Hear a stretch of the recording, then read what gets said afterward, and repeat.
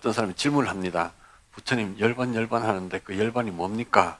그렇게 하니까 부처님께서 탐욕이 무너지고 성냄이 무너지고 어리석음, 무명이 무너진 것을 열반이라고 한다. 이렇게 말씀하시거든요. 그리고 또 사리불 존자는 탐진치의 소멸, 그것을 열반이라고 한다. 같은 말이에요. 그러니까 탐진치라고 하는 이게 우리가 그걸 삼독이라고 그러잖아요. 삼독. 그래서 우리 삶을 고통으로 몰아넣고 있는 그 삼독이 더 이상 작동하지 못하게 된 상태. 그것이 열반이라는 거예요. 자등명, 법등명 이 얘기도 하시거든요. 그러니까 자등명, 법등명은 그러고 나서 스님들 다 떠나보내고 안거를 하게 됐는데 안거 동안에 부처님께서 아주 심하게 아프셨어요.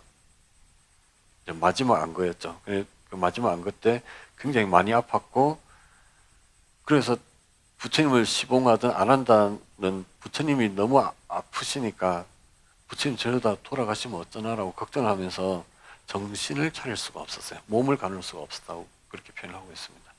근데 부처님께서 내가 지금 여기서 대중들 아무도 없는 상태에서 이렇게 그 반열반하는 것은 그는 적절하지 않겠다 이런 생각이 들어서 몸을 억지로 몸을 추스렸습니다. 그래서 병을 회복시켰어요.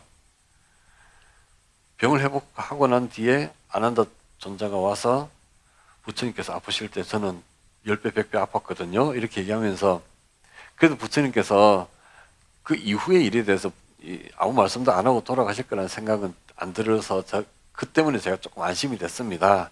이렇게 얘기하니까 부처님께서 난 지금까지 내가 이 승단을 이끌고 있다거나 이 수행자들이 다 나의 통솔을 받고 있다라고 내가 생각한 적이 없다. 근데 내가 무슨 말을 그와 관련돼서 무슨 말을 더 하겠느냐 이렇게 얘기를 합니다.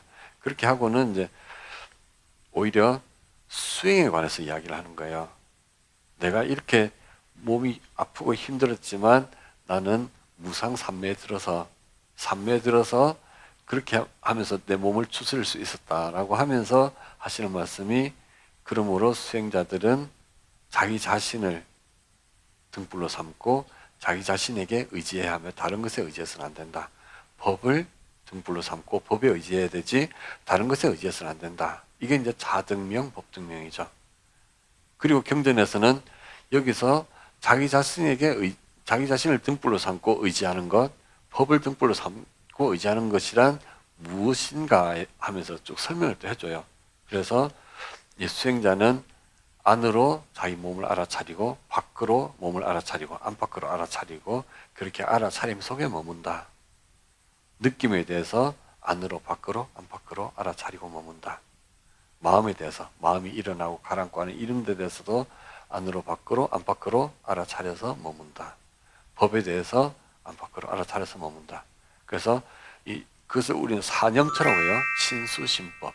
사념처라고 하는데 부처님께서 이 네 가지를 늘 수행하는 사람은 이제 최고 중에 최고가 될 것이다. 이렇게 이제 말씀하십니다. 거기서도 그러니까 부처님께서 교단이 어떻게 운영되고 하는데 그런 데 신경 쓰지 말고 자기 자신 속에서 무상고 무아를 보는 것, 법에서 무상고 무아를 보는 것, 여기에 오로지 전념해서 수행하라 이 얘기를 하는 거죠. 얼마나 이것도 역시 간절한 얘기인가요? 또 보면은 부처님께서 돌아가시기 바로 전에 수바다라고 하는 수행자가 나이 든 수행자가 와서 부처님 뵙고 싶다고 얘기합니다. 아난다 존자가 막았어요. 아니요, 지금 부처님 지금 너무 힘드셔서 안 돼요. 그러니까 이제 수바다 존자가 아니 오늘 안 되면 내일은 되나요? 어차피 안 되는 건데 뭐 어떤 내가 잠시라도 얘기를 듣고 싶으니까 만나게 해주세요. 그러니까 부처님께서 그 말을 듣고 들여보내라고 합니다.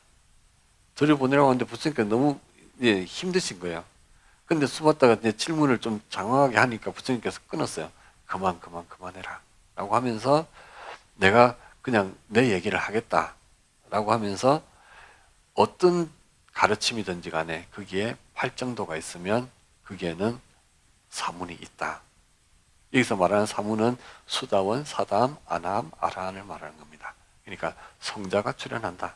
그러나 어떤 가르침이라도 그게 팔정도가 없다면 거기에서는 성자가 출현하지 않는다. 이제 이 얘기를 마지막으로 수보따에게 해주셨어요. 그래서 수보따는 그 가르침을 듣고 남방 반열반경에는 안 나오지만 이제 북전 쪽에 나오는 건데, 그래서 아라한을 성취하고 부처님보다 내가 그 부처님 먼저 돌아가신 건 내가 볼 수 없다라고 해서 부처님보다 먼저 열반에 들었다라고 하는 것이 이제 북방의 열반경에 들어가 있습니다. 저는 그 부처님 마지막 제자죠. 그래서 부처님께서 정말로 돌아가시기 직전까지도 그 마지막 사람이 부처님한테 법을 묻고자 하는 그거를 허락을 하는 거죠. 정말 이거는 생각도 할 수 없는 자비심 아니겠나 이런 생각이 듭니다. 그리고 아난다 장로를 또 위로하죠. 아난다 장로는 사실 그 부처님을 늘 시봉했지만 아직까지 아라한을 성취하지는 못했어요. 그래서 그 부처님이 열반하시기 직전에 보면 그 아라한을 성취한 제자들은 묵묵히 그 부분을 다 수용합니다. 모든 것은 무상하다라고 하는 것을 계속 계속 이제 생각하면서 우리 스승도 이렇게 가시는구나. 이것도 다 역시 무상의 이치다. 이렇게 하면서 그것을 가만히 수용합니다. 근데 아직 그 경지에 안 된 분들은 막 땅을 치고 뭐 통곡을 하는 거죠. 땅을 치고 통곡한다니까 뭐 무슨 노래 가사 같기도 하네요. 땅을 치고 후회하는 건 아닌데. 어쨌든 근데 아난다 존자는 아직 아란을 성취하지 못했기 때문에 그 부처님이 계시는 그 옆 방에 들어가서 벽에 기대서 뭐 했을까요? 울고 있었어요. 그래서 부처님께서 아난다는 지금 어디 있지라고 하니까 지금 저 뒤에서 울고 있어요. 그러니까 아난다를 데려오라고 그럽니다.